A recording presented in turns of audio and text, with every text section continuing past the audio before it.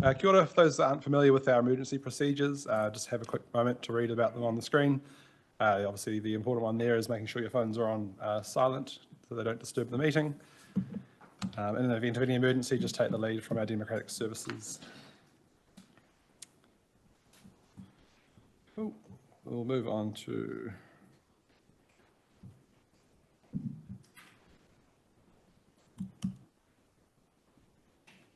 opening formalities. We'll just bring these up on the screen, and please join along with me. Tēnei o te hokai nei o taku tapuai. Ko te hokai nuku, ko te hokai rangi, ko te hokai a tau tupuna a tānei nui a rangi. Ka piki ai ki ngā rangi tū ha, ki te tiho o manono. Ka roko hina atu rā, ko iau mātua kori anaki. Ka tikinga mai nā kiti o te wānanga. Ko te kiti tuauri, ko te kiti tuatia, ko te kiti aranui. Ka tiritiri ka pupua. Ka putu mai e hou ko te ira tangata. Ki te whaio, ki te ao marama, tihei Māori ora. Apologies, I think we've got a full house other than an apology from Mayor Barry. So I'd like to move that apology. Can I have a seconder? Councillor Briggs.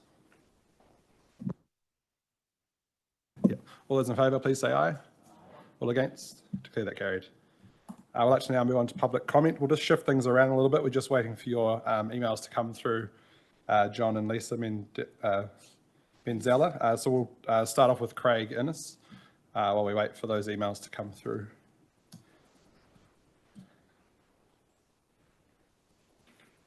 And all four members of the public today are speaking on the spatial plan. Kia ora, thank you, Craig. You've got 2 minutes, 3 minutes, and we'll ring the bell. So if you want to leave time for questions at the end, that'd be great. Thank you. Okay. Kia ora koutou. So related to the spatial plan, a lot of letters have gone out to landowners very recently, and City Council seems to have done an even worse job than the 2018 SNAs. We're getting lots of complaints, people not able to identify where you're talking about, people owning multiple properties don't know which property is actually supposed to be affected. And these are data sets that have been shown in the spatial plans, so it is definitely related to the spatial plan. I'll draw your attention to page 47 of the agenda, and that shows a map, and that basically shows the 2018 SNAs. As far as I can see, it appears to be identical. It's very hard to tell. And I've had multiple complaints that people who may be affected can't see it. And this is really important for your consultation. You really can't say you've consulted if you're only showing part of a district. The entire southern part of Wainuiomata is not being shown. And that there's a lot of owners down there. Sorry, Craig, I'll just interrupt you just briefly. You're confusing a little bit between the spatial plan and the consultation that's happening with the district plan. Obviously, we're not touching on the district plan and the consultation and the letters that are going out today. We're purely talking about the spatial plan here, which is work. The spatial plan shows the data sets, so it is. It shows the draft sample of 2018. No, not the mapping. That is not acknowledged on that document? Yep, page 47 says draft sample of the maps at the very top. Yes, but it does not acknowledge that it's 2018, that the 2018 data set that was rejected by the council. Yeah, okay. Continue with the comments of the spatial plan, but just be where you're drifting into the consultation process, which is just starting. Councillor Mitchell, if you want. Further clarification, in the current consultation about the district plan, we are not consulting about SNAs. Yeah. Yes, but you have a map. The consultation letters are not about SNAs. You've got a map before you that shows SNAs, and that really is in bad faith. That SNA data set was put to council and rejected. So showing it now is really pretty problematic. We'll also be having a lot of questions of why it is that Moores Valley, which is a rural area, has been shown as an urban cluster, and that's on page 35. It's very important to note that the end of Moores Valley, which was earmarked for quite close development in one stage, that is a wetland on the flat, and that area is being shown free of SNA. Well, that is actually a wetland, so you actually have an obligation That's at central government level. Regional council and local councils are supposed to know where wetlands are. And the proposed zoning is entirely inappropriate. Just to be clear again, we're not proposing any zone changes today. This is potential key areas in a preliminary identified study in Hutt Yes, City. but the It's not spatial zoning. plan is what's going to be feeding into the district plan. And But that, just that be very is careful using the word obvious. rezoning, because we are not rezoning anything today. No, but you are looking at spatial plans. We can't even see most of those spatial plans. You've got thumbnails which are totally illegible of a large number of maps. You can tell from the number sequence of the maps that a lot of these maps are not being shown at a scale that people can see. And even the ones that are being shown, I'm getting a lot of complaints that people can't see them clearly enough to actually identify what they show. And also, I'd also say in general about the spatial plan, I can tell from the little the little maps which have been reproduced, which are too illegible to see, but I can tell some of his data sets. I can tell some of the data sets from the larger maps. Some of his data sets are very old. Some of them are over 40 years old. They were never much good even 40 years ago, and they are extremely poor. So you're showing this map, this spatial plan is showing a large number of GIS data sets, all interacting with each other in a very complicated spatial way, and really they're not fit for purpose. And the number of permutations, if you count the number of permutations of interpretation of any given area, you could very easily exceed the total number of particles in the universe. It's just mathematically insane. And the data sets themselves are very poor. And I especially talk to, say, land use capability is one of the most notorious of those data sets. Thank you. Kia ora, thank you, Craig. Are there any other further questions from members? We did pause the timer while we had a little discussion in the middle. Just cool. Councillor Briggs, then Deputy Mayor Lewis. Thank you, Mayor. Cheers, Craig, for coming in. Mayor, sorry, Chair. You keep saying that people have raised these issues with you. Yes. I just want to clarify whether you're speaking on behalf of yourself today or on behalf of the collective. Yeah, I'm speaking on behalf of myself today. What I'm talking about is members of the Rural Association talk to me, and also people who are not members also talk to me. Thanks for that clarity. Deputy Mayor Lewis. Thank you. It's probably more a comment. Thank you, Chair. But Craig, thank you for coming in and identifying these data sets. And I do hope that the officers can give a response to you, because there were things that I see as well. It is a draft, but and it's going to be a document that will take feedback that you've provided and others provide. So just want to say thank you for that. Yeah, I was about to wrap up with sort of a very similar comment. Obviously, this is almost a preliminary draft. Like this, we've asked for this to come to the committee, so we've got oversight of the work that's the great work that's happening in this space. But the spatial plan, the actual draft, won't be ready until next year, mid next year, and obviously we'll then go out for consultation, and then people like yourselves are more than welcome to come in, and all the data sets will be made available, and all the GIS data will be there for you to analyse. And we'll go through a thorough consultation process before a spatial plan is adopted. We're not adopting a spatial plan today. We're simply getting oversight and noting that the work that is underway, but we're still nearly a year off being actually at the draft consultation stage.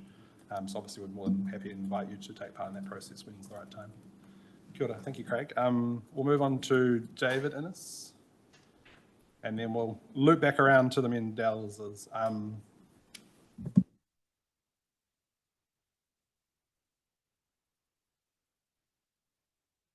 Kia ora. Thank you, David. You know the drill. We've got 3 minutes. If you leave time for questions at the end, that would be awesome.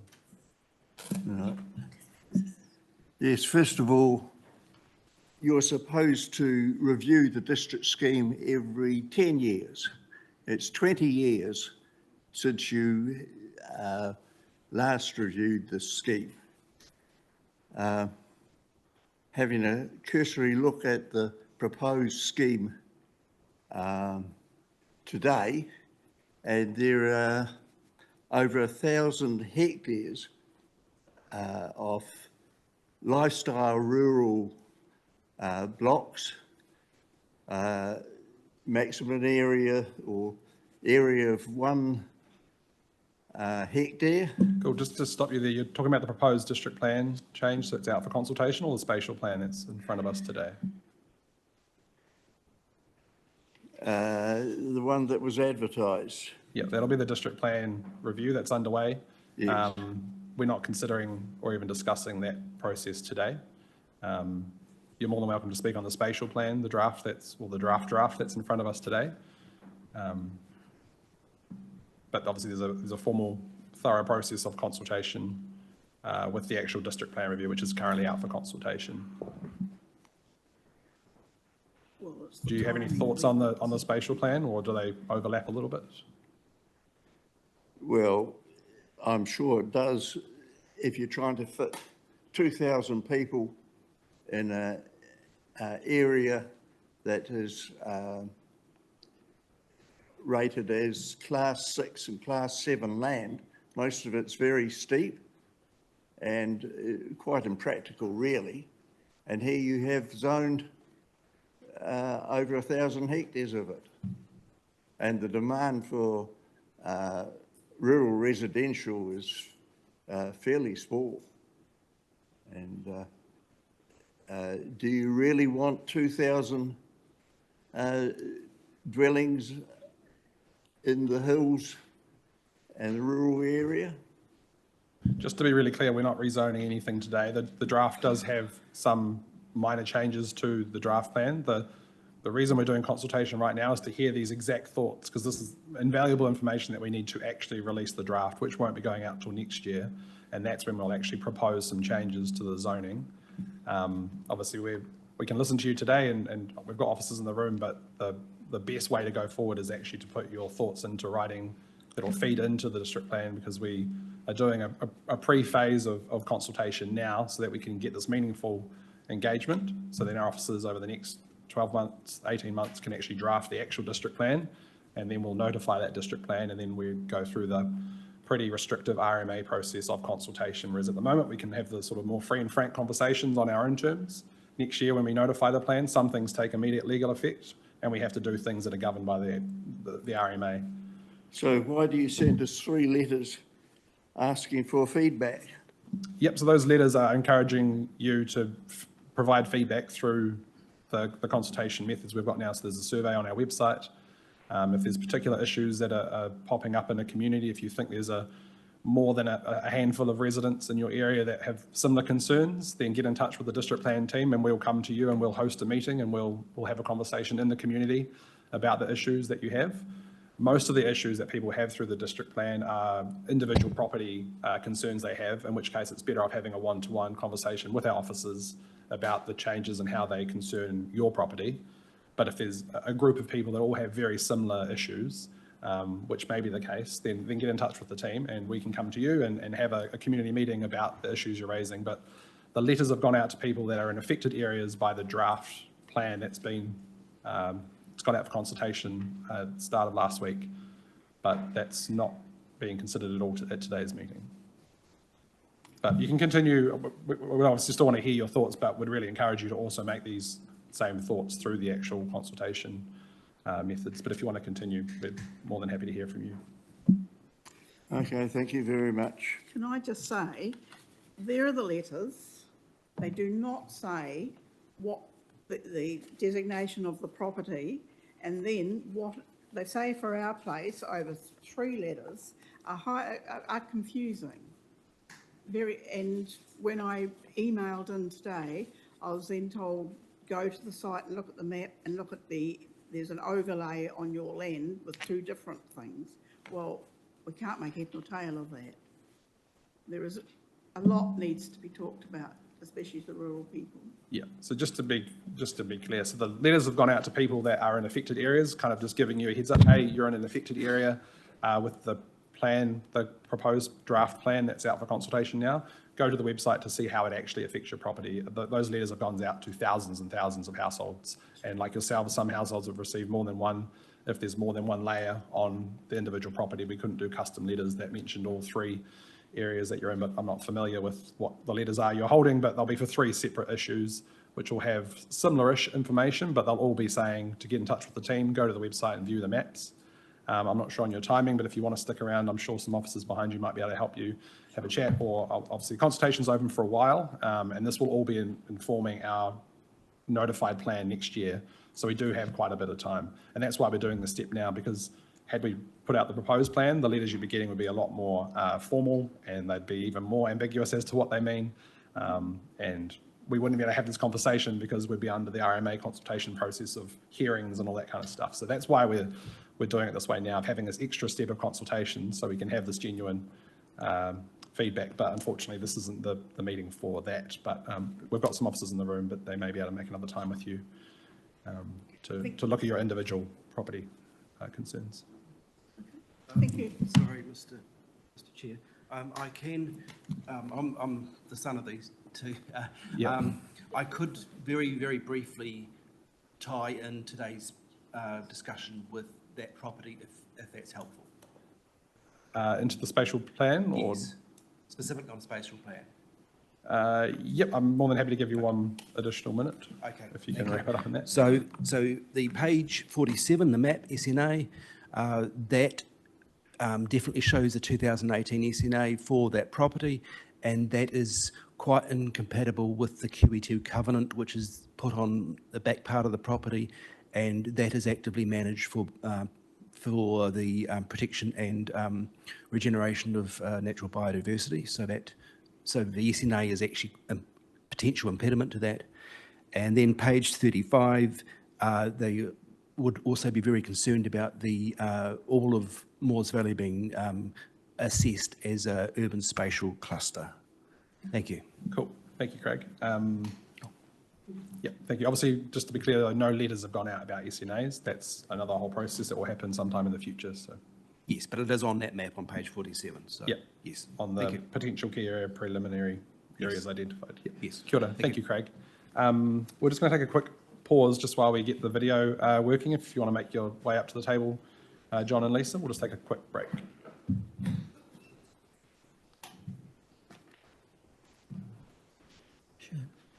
Thank you. If I could ask, Mr. Chairman, the Sorry, John, video. we're just going to take just 2 seconds. Yeah, sure. Hold- Just ask the operator to pause the video in a couple of times because it tells a story, and I just want to speak briefly in the interstices of that story. But just to be formal, Mr. Chairman, my Sorry, comments. John, could we just take a couple of minutes? Oh, Just to sure, get- okay. I'll let you know when we're ready to go.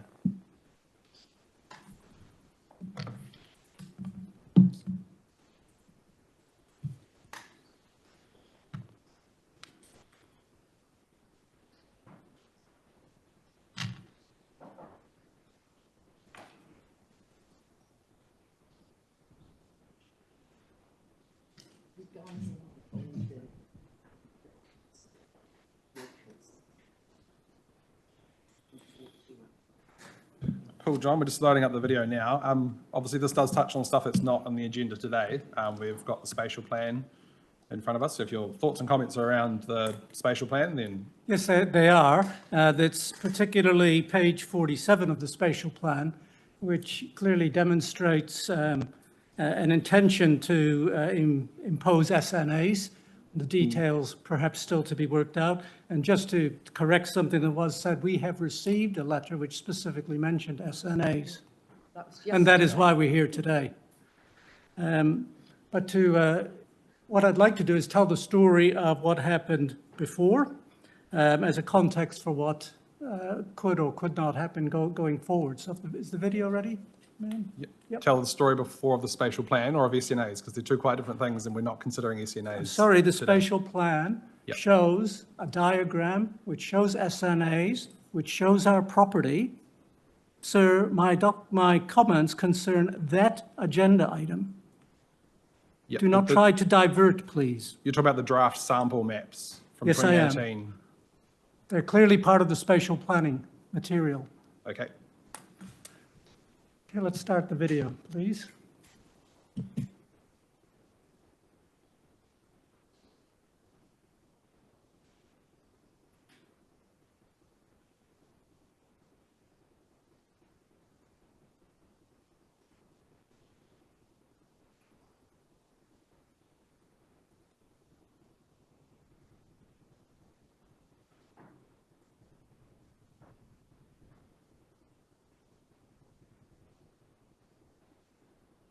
If we could just pause it there, please. That is history, of course, but to explain that after much turmoil, confusion and anguish, what you are now looking at is many hundreds of ratepayers who came to a council meeting, and the meeting was to vote on a district plan change to introduce those SNAs. The meeting lasted nearly 6 hours, possibly a record for HCC. It heard many speakers explain why the SNA policy was inappropriate and, more importantly, counterproductive for conservation. There is a half-hour summary of that 6 hours, which I've prepared. This is just a small extract from it. But right now, let us just hear from this speaker, who I think has something pertinent to say to councillors particularly. We'll just try, but I don't think we've got the audio coming through. No, the audio is coming out. Okay, we'll stop it. I could actually explain what... Yeah, we'd rather hear from you than hear from a Sure, video. more from memory than what was said. Essentially, that speaker was pointing out to the meeting that, one, they had heard from hundreds of people, and that each of those people could be multiplied by a number of others who were not at the meeting, and that each of those people would vote at the next council elections, and that they would remember the decision made that day. Let's continue now. We don't need the sound for the next bit. The mayor closed the meeting at 11 p.m. at night. I think there was a problem with the security guards at that stage, but there's some more text coming up.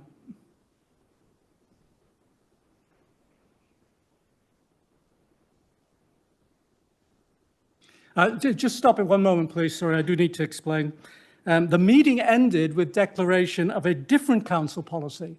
Council threw out the idea of declaring SNAs and instead said it would focus its policy on collaboration between council and property owners to promote, support and encourage voluntary conservation. In fact, the resolution not only brought in that new policy, but apologized in rather stark terms to ratepayers for the council's previously mistaken actions. So that's the new policy referred to and the apology. Please continue. Just wanted to check, because you are up with your 3 minutes. Lisa, were you wanting to speak as well, or are you kind of Yes, combining so your we time? have 3 minutes each, so we Yep. sort of share it. Okay, cool. We'll let it overlap a bit, but Yeah, this has only got another 30 seconds or so to go.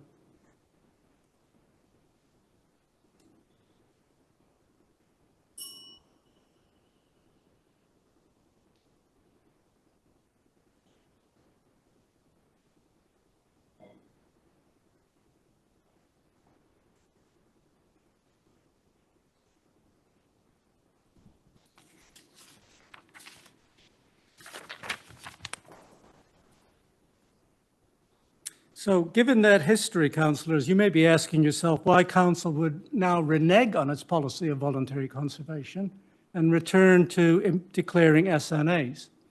Your officers will tell you that there is a national policy statement on Indigenous biodiversity that demands that. They're correct. Until the new government revokes that policy, which will happen sometime in the next calendar year, I believe, it is correct. But if you continue with declaring SNAs, council will antagonize many property owners, ratepayers and voters for no reason. And as the video outlined, that may well have consequences. Two other issues just for me to mention in passing. Technically, the SNA mapping of 2018 was woeful. The information was based on desk analysis, not real-world topography and vegetation. Many affected property owners can and will successfully challenge HCC in court at great time and expense to everyone if you proceed based on that utterly inadequate information. Second point I would make is that approximately 50% of the area of Lower Hutt is in public, not private ownership. 50%. I think that's a record almost for an urban area. well, John, I just want to check you're eating into Lisa's time now. Sure. Council has ample opportunity to define substantial SNAs on that land and not impose on private property owners. And that is what I urge you to do. Thanks for those thoughts, John. Obviously, we're not considering SNAs today. We're not planning anything today. We're not Yes, I mapping understand anything that, today. Mr. Chairman. Kia ora. Thank you, Lisa. Kia ora, everyone. Mr. Do Chair. you mind just moving a little bit closer to the microphone, just so I can pick you up a bit better? Thank you. Mr. Chair, councillors and council officers, I was going to speak to a paper that we had prepared, but I would prefer to just speak basically from the heart and say, I've been involved in conservation for more than 50 years. I'm 70 now, and the first thing I did when I was a young person was become the chair of an environmental group. Since then, I've been involved in all kinds of environmental groups in UK, in New Zealand, and other places.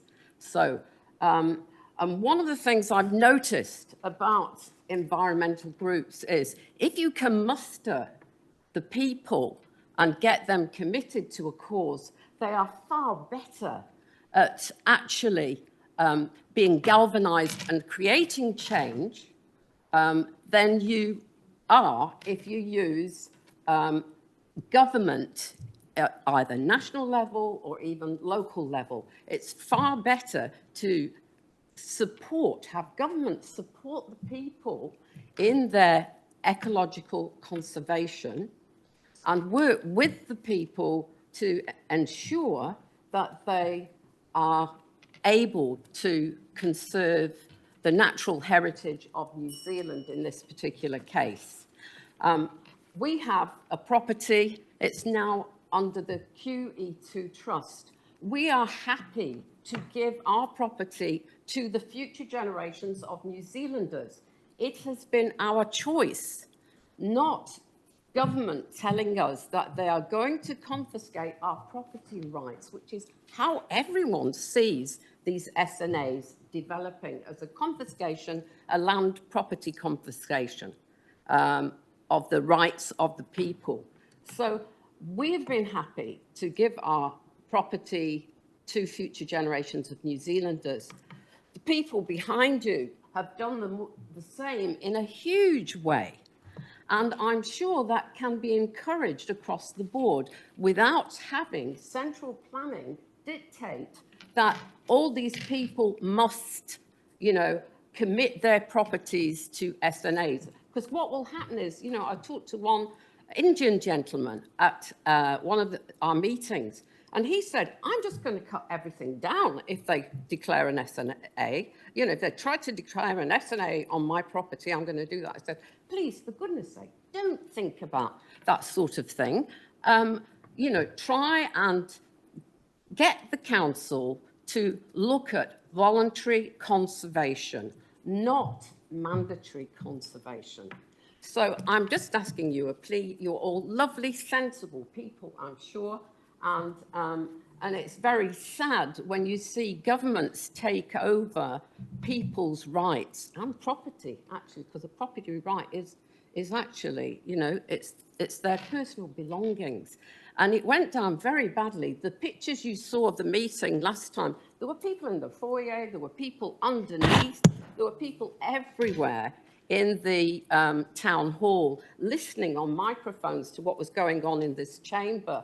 And they were very upset. Just want to wrap things up there. So wrapping things up, for goodness sake, you're all very sensible people. Leave it to voluntary conservation and support. I've had loads of support over the years from local government to do environmental work, river reclamations, land to the people, opening up allotments, all sorts of things, supported by a generous help from the local council, or different local councils, actually.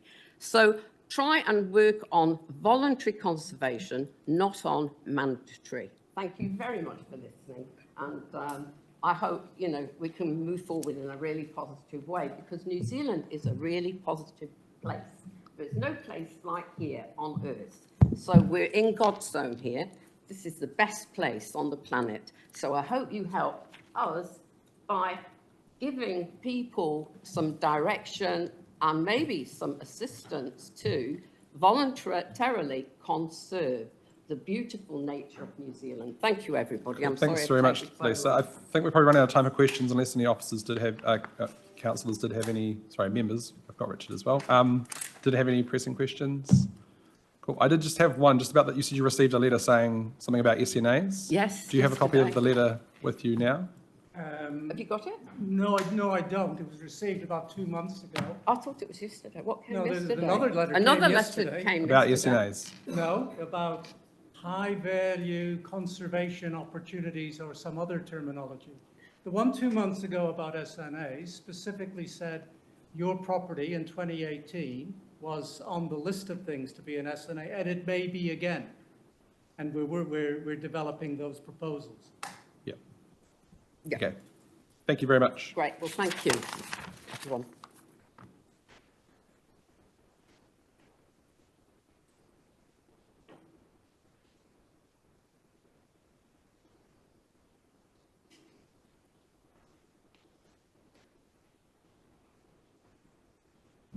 Great. We'll now move on to item number 4, which is conflicts of interest declarations. Do any members have any conflicts to declare?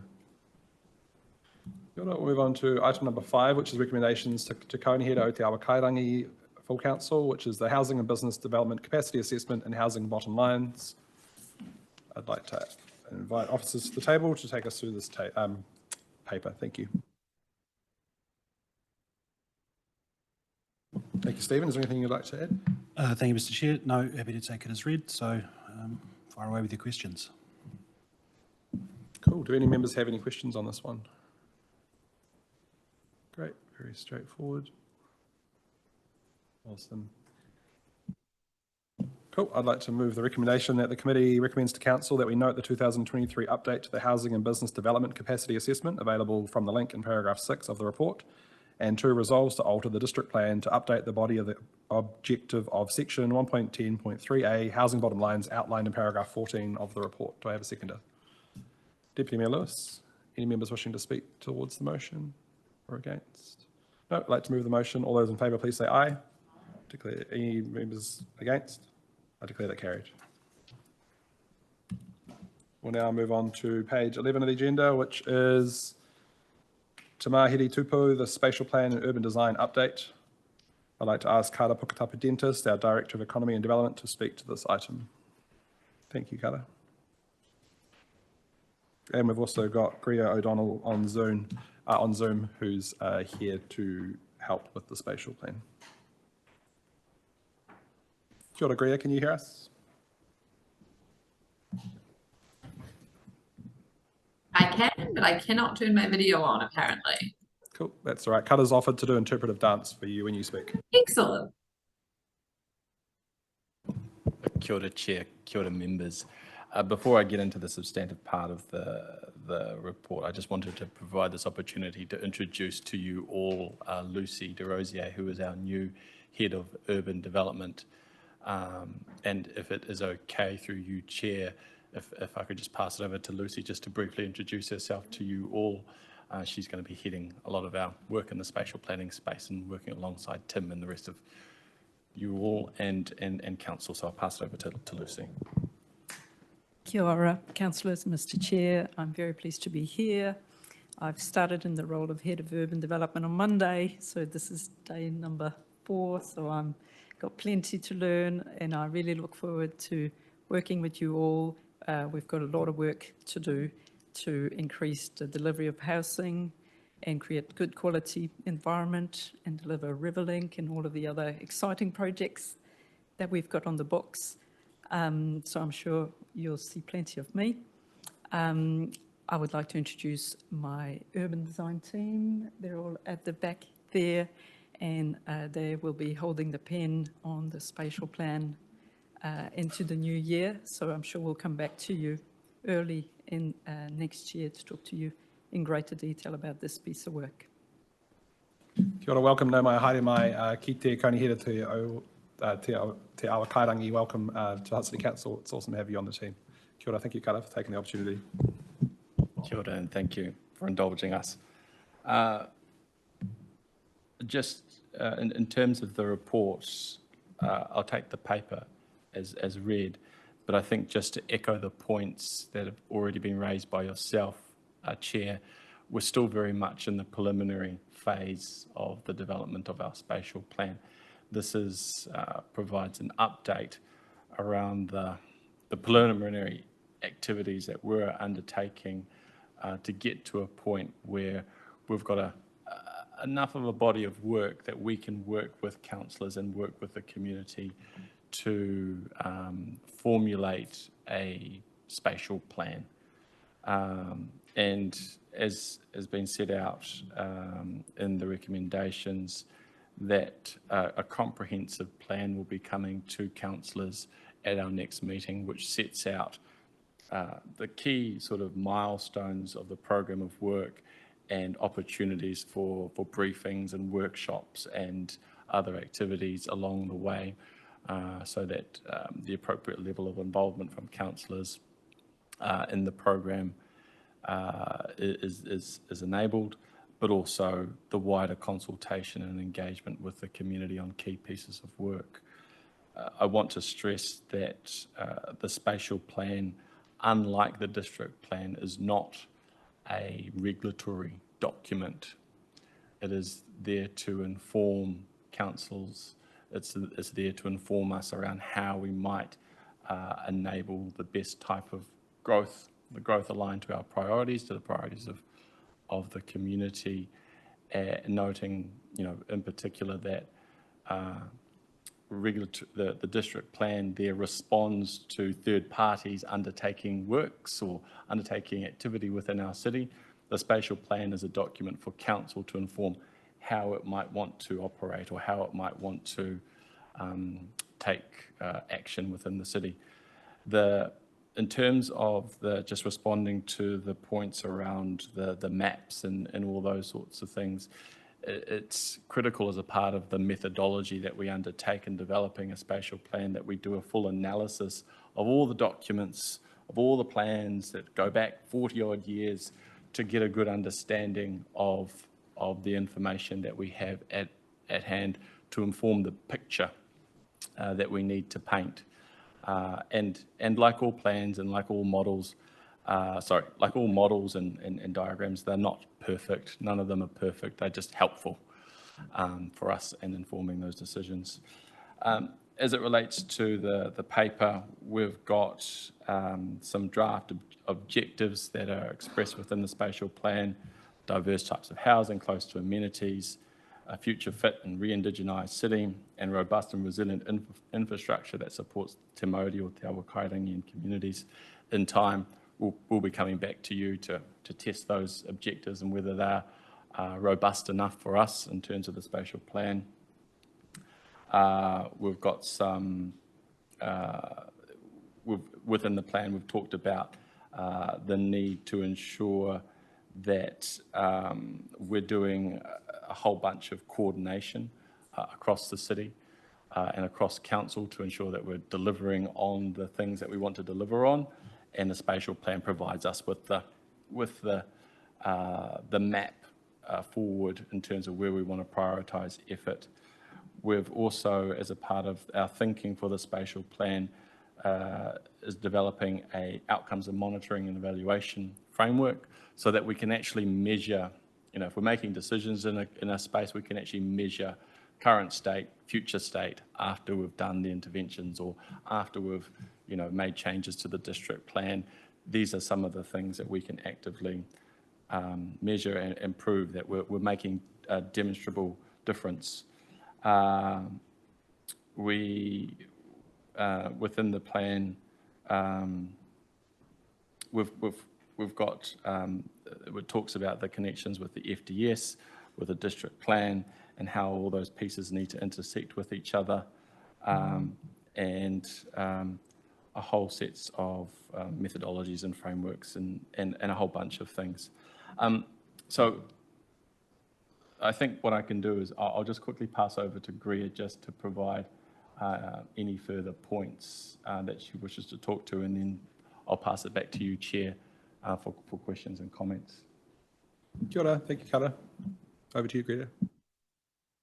Kia ora. So, hello again.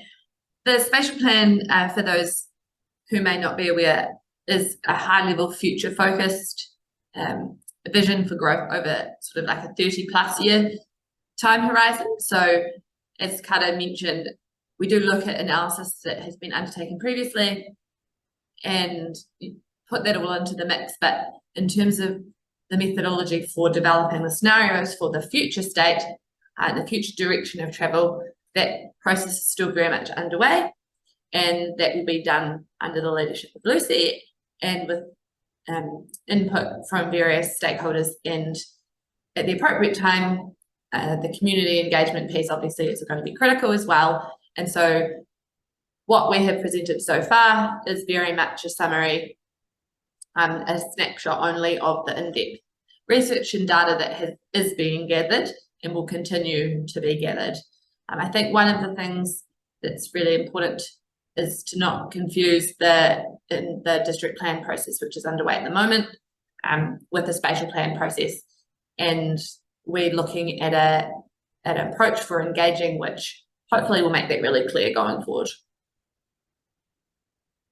Kia ora, thank you, Greer. Do any members have any questions on this report?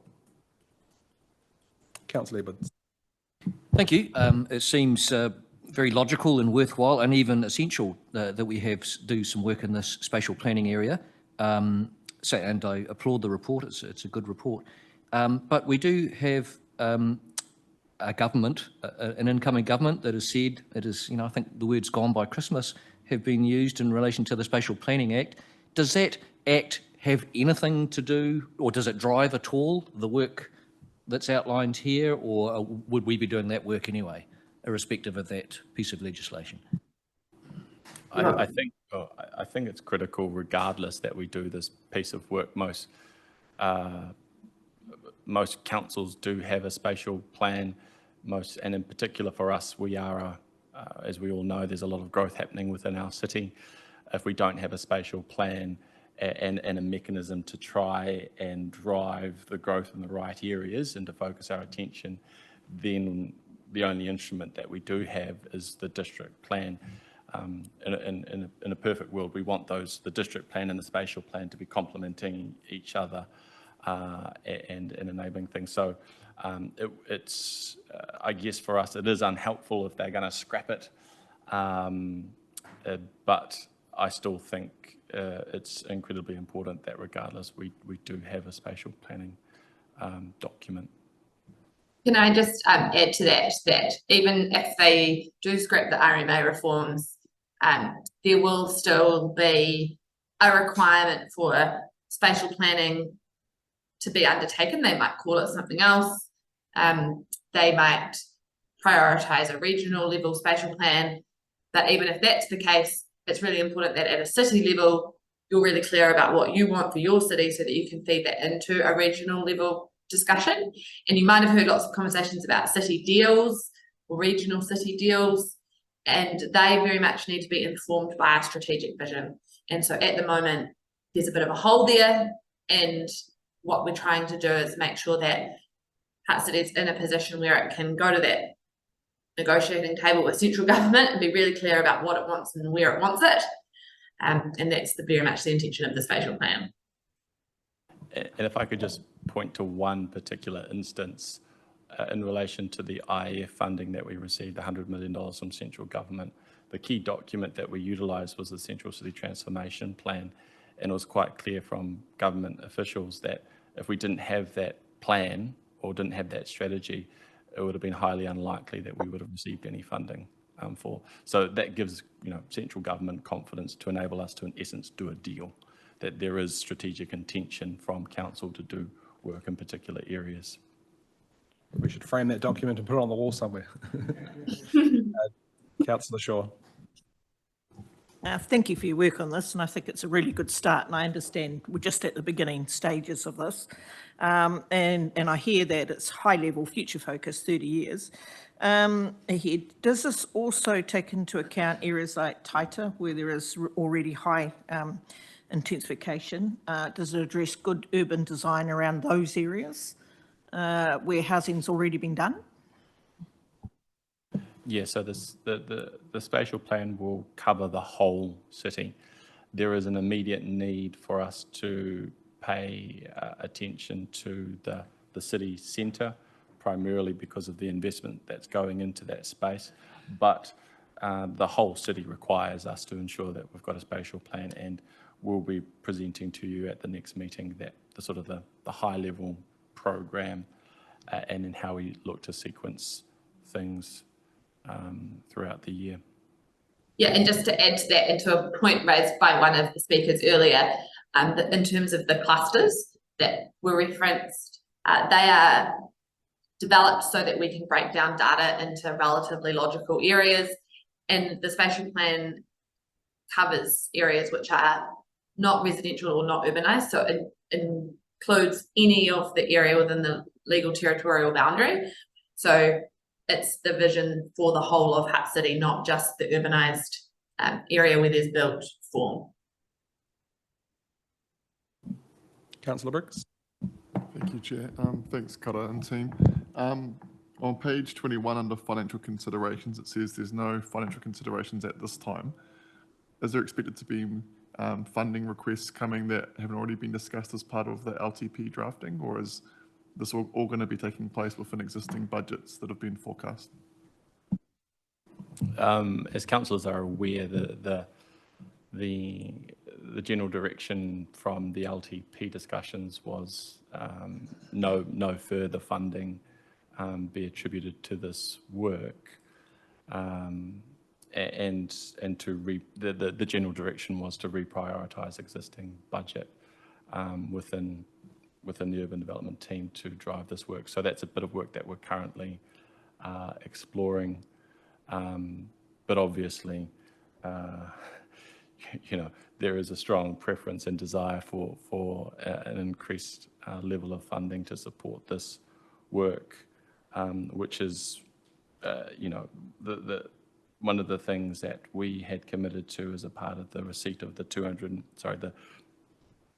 million for the IEF funding was to develop a steering group, so once we will present this to councillors at the next meeting, but in terms of the governance, this forum, this committee is in essence the governance for our spatial plan, but we also have to the side a steering group, which is in essence a suite of government officials from respective government agencies that ensure and enable us to do the alignment and the critical pieces of work to ultimately deliver the 3,500 homes, which requires a spatial plan.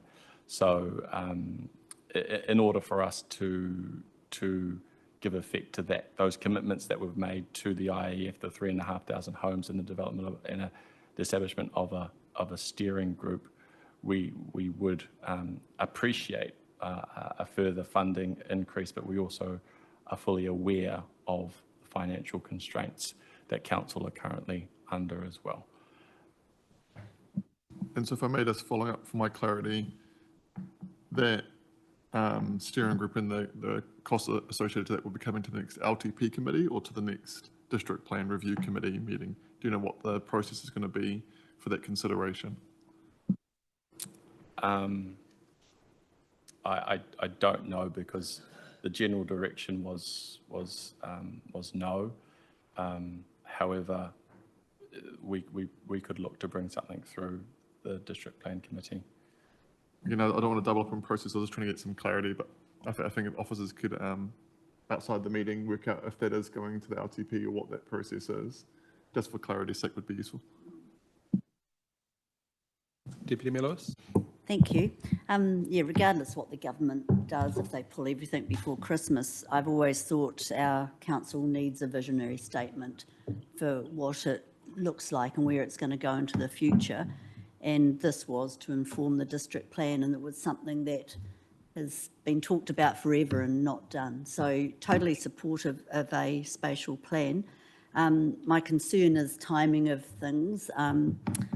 Like knowing that Petone 2040 is now in the paper as 2050 for things like that. And I just think those areas that have already done the work, Taita, as Naomi mentioned, has been intensified, Wainui's intensified as well. It's having an eye over the whole city. So I'm concerned for the residents that if all the focus, if the priorities are and can understand for where the fundings come from, if it's all CBD and we're not touching on and helping the rest of the city rise up at the same time, it doesn't reflect well on the whole city. So if we can just keep an eye on that.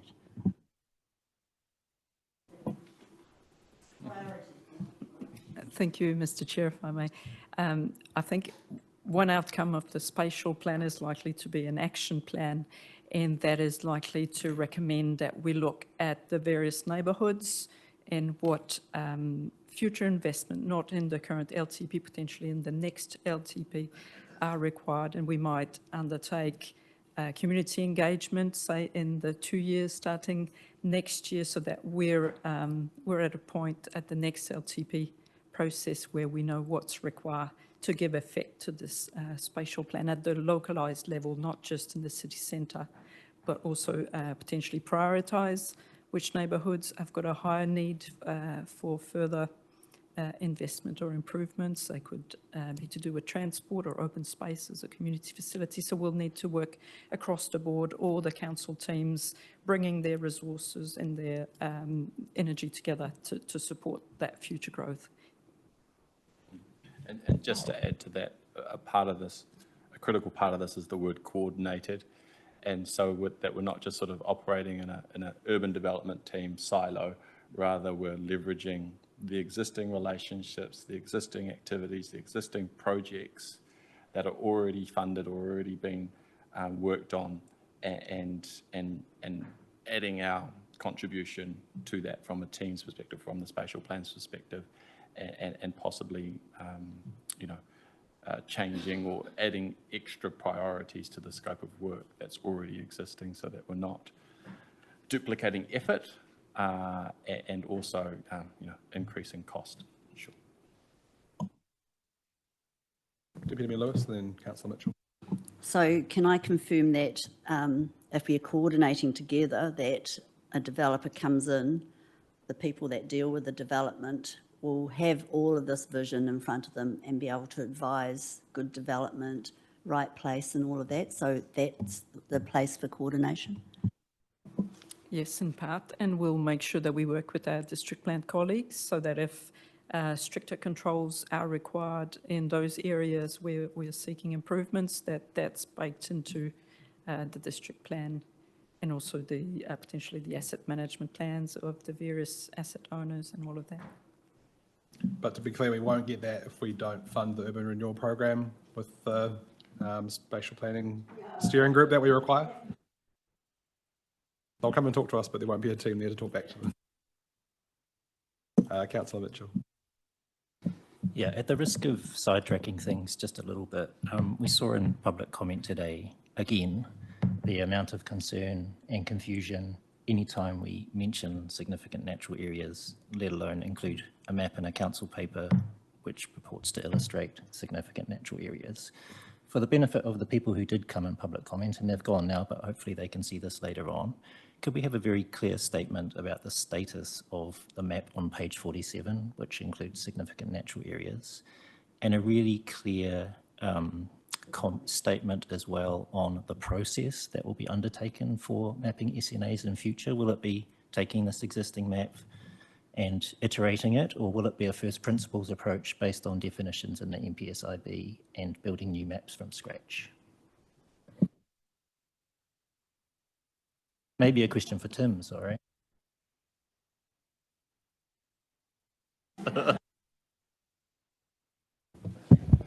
The first part was, what is the status of the 2018 map? It doesn't say 2018 map, the map on page 47, just to be really clear, there's a map in there. The map on page 47 is an SNA data set that council holds from 2018. It is a public record, it exists, we can't tear it up, we can't destroy it, it is there. It is not being used in the district plan, it is not being used for decision making, it exists from that time and place. Going forward, we have a national policy statement on Indigenous biodiversity, as the public speaker said, and I would like to quote him. We have requirements under that NPS to do the new mapping. We have not designed the process of how that will happen, and we will come back to this committee once we have decided how we will go forward with implementing that NPS. Thank you, and I guess just a request from me then, between now and then, if we can either not include maps of SNAs in council papers, or make it very, very clear what those maps are of if they're included in papers like this, because we can kind of see the outcome when we don't. Noted, yes. Good, thank you. Were there any follow-up questions or further questions? Great. I'd like to move the recommendations then that are on page 11, that the committee receives and notes the content of the report, and 2, acknowledges that a comprehensive program detailing the work involved in developing the spatial plan will be submitted for approval at the next district plan committee meeting. Do I have a seconder? Councillor Edwards. Any members wishing to speak to this one? Deputy Mayor Lewis. Thank you. As I said, I totally agree with the spatial plan. In going back to the communities that perhaps haven't had spatial plan work, I can agree with that, but those that already have had and are still waiting for work, can I emphasise there is a priority there to get started? These communities are under pressure, so thank you. Which leads nicely onto my thoughts that if you create a spatial plan but then don't create the work or the group, the advisory panel alongside to actually have a budget and actually have the funding to actually deliver on these projects, then we'll be in the same position that Petone 2040 is in, and Nainai to some degree. Some bits of Nainai have been pulled out and are being funded and now underway, which is great, but Petone 2040, other than some nice rubbish bins along the street, not a lot has been delivered from that spatial plan, and it was a very thorough, in-depth. So you're just reiterating, we do really need to fund the delivery of these spatial plans, otherwise they're not $100 million documents we're framing on the wall. Councillor Mitchell, did you want to say anything? Yeah, just a brief comment too about the change of government, and it's been mentioned already. I think it was our local MP who said it would be gone by Christmas. And that's up to them as the government. I guess my concern is, and I also agree with the comments that have already been made, that this is a very worthwhile exercise nonetheless, regardless of what the government requirement is. I guess my concern is that changes may be made by government that require something that's different and additional to this and more onerous, and yet another task for our council to jump through, which we had a bit of in the last triennium with changes through our district plan.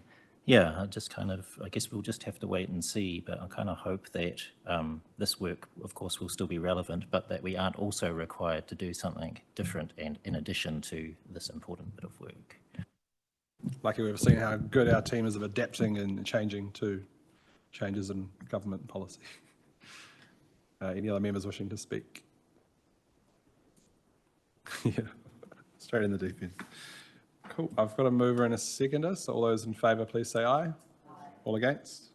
I declare that carried. We'll now move on to item number 7. Thank you very much, Kata, and thank you again, Lisa. Welcome. And bye, Greer. I'd like to welcome Tim Johnson back to this table, Head of Planning, to speak to the item, which is on page 66 of our agenda. I'm happy to take it as read and answer any questions. Thank you. Any members wishing to speak? Any members got any questions on the submission to the National Policy Statement for Natural Hazard Decision Making? Yep. Any questions of officers? Great. I'd like to move that the committee approves the submission set out in this report, which supports the intent of the proposed NPS NHD, but also suggests changes to improve the implementation of the proposed provisions and aligns them with the approach that we are taking through the Hutt City Draft District Plan. Do I have a seconder? Councillor Morgan. Any members wishing to speak? No. All those in favour, please say aye. All against? I declare that carried. Move on to item number 10, questions. I've received no questions. We'll move on to item number 11, closing formalities. We'll just bring the karakia up onto the screen. Me noi tātou. Unu hea e te uru tapanui, kia wātea, kia mama, te nākau, te tinana, te wairua e te ara takatū. Koi rā e rongo, whakaihiria ki runga, kia wātea, ai rā, kua wātea, hau pai mārie. I will declare the meeting closed at 3:01 p.m. Thank you, everyone.